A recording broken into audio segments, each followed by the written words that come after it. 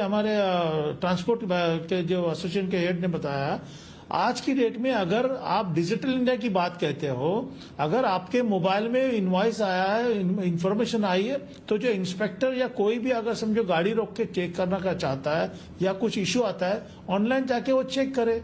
Y ई way bill के लिए हमारे ट्रांसपोर्टर्स और जो ड्राइवर्स है, जो ट्रांसपोर्ट का सुविधा देते हैं, उनको हरासमेंट क्यों किया जाए? तो उससे क्या हो रहा है, हमारा सप्लाई चेन में दिक्कत आती है, माल हमारा टाइम पर नहीं पहुंचता है, और सही मायने में देखा जाए तो समटाइम जो ट्रांसपोर्टर कहता है कि आपका हमें काम नहीं चाहिए, हमें बहुत दिक्कत आती है। तो ये भी इश्यू बहुत आ रहा है आजकल। हर नाके पे कई कई जगह पर ट्रांसपोर्ट रोक के देखा जाता है कि आपने टैक्स भरा है कि नहीं है, किसका माल ले जा रहे हो। ठीक है, माल की इंक्वायरी हो, ट्रांसपोर्ट से क्या जा रहा है देखा जाए, ठीक है, लेकिन जो हरासमेंट जो होता है वो होना नहीं चाहिए। और तीसरी महत्वपूर्ण बात है कि अभी इसके बाद टैक्स बढ़ाना, टैक्स का जो लिमिट है वो बढ़ाना कम करे सरकार। आज 1.5 लाख करोड़ तक हम लोग रेवेन्यू जनरेट करके दे रहे हैं, और एमएसएमई सेक्टर आज 72% MSMEs in India they are struggling to achieve the target growth. आज एनपीए से कितने एमएसएमईज बाहर आने की कोशिश कर रहे हैं, कितने एमएसएमईज पेंडेमिक में बंद पड़े।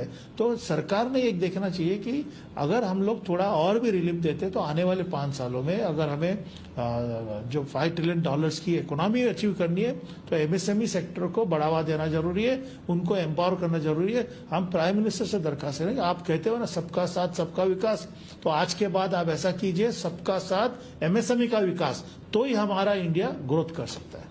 अहम सुझाव और बहुत ही स्पेसिफिक होकर साफ तौर पर चंद्रकांत जी ने कहा इस पूरे मामले को। महीन जी, आपसे जब बात हो रही थी तो रजिस्ट्रेशन का पॉइंट छूट गया था।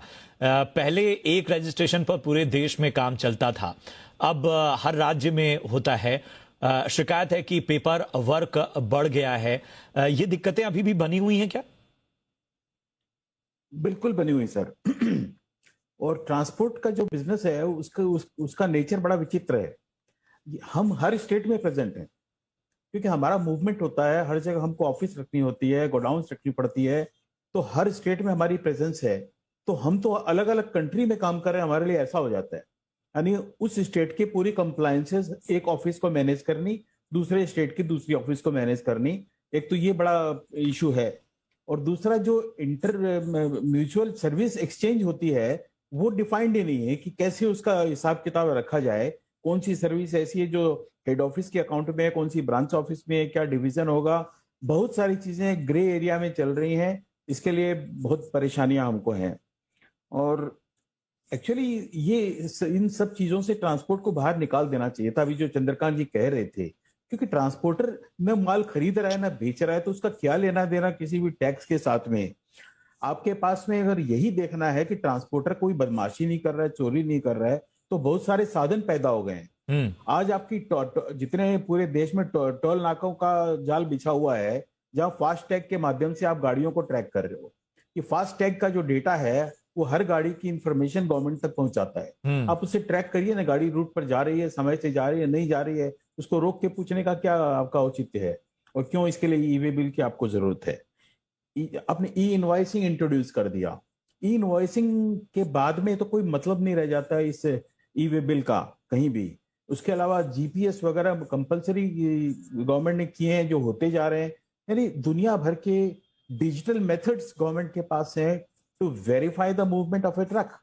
Why should they stop a truck in between? Paper work, जब हम डिजिटाइजेशन की बात कर रहे हैं और उसमें पेपर वर्क बढ़ जाए तो चुनौती बढ़ जाती है। गिरीश जी, ये समस्या बनी हुई है कि पेपर वर्क अभी भी बढ़ा हुआ है और